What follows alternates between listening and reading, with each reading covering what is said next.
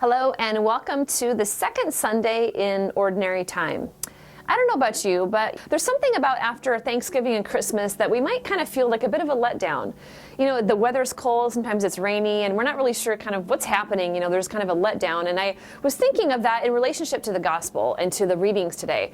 I love from the prophet Isaiah, where he says, "For Jerusalem's sake I will not be quiet. For Zion's sake I will not be silent until her vindication shines forth like the dawn." So what Isaiah is talking about is the nation of Israel, that God is going to war for her. And then he says that it's very famous, but I just want to really relate it to you in your life. He says, no more shall your land be called desolate or forsaken, for the Lord delights in you. And as a young man marries a virgin, so your builder shall marry you. That's very important for you and I. Have you ever felt forgotten or desolate? Where you look at your life, or you kind of, maybe you've been working at something for a really long time, and you say, does it really matter? I mean, does God even notice? Or maybe something's happened in your life recently where you feel convinced that God's forgotten about you, or that you're not as important as you thought you were to somebody. Those are real human experiences that we all have.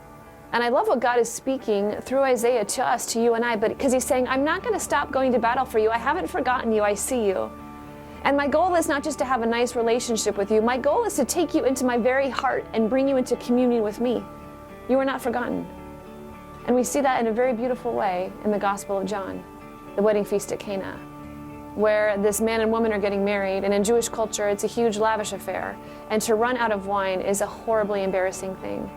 And Mary, being the beautiful woman with the feminine genius, sees that they're about to run out of wine, and she's going to intercede on their behalf. I love it. And she knows she's going to intercede before the one who can do anything about it, the one who can do something about it. So she goes to her son and she says, you know, they don't have any wine. They're running out of wine.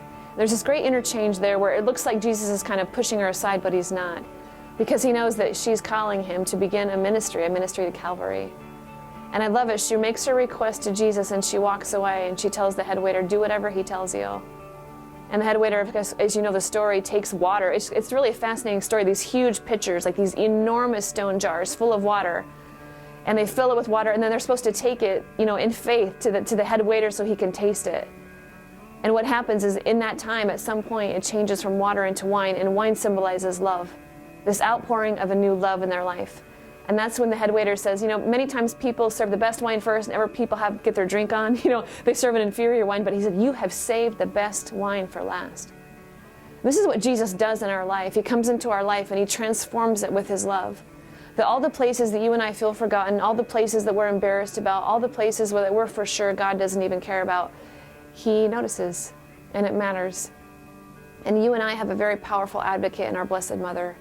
She sees your heart, she sees your soul, she sees where you're about to run out of wine, and she goes to her son and she intercedes for you.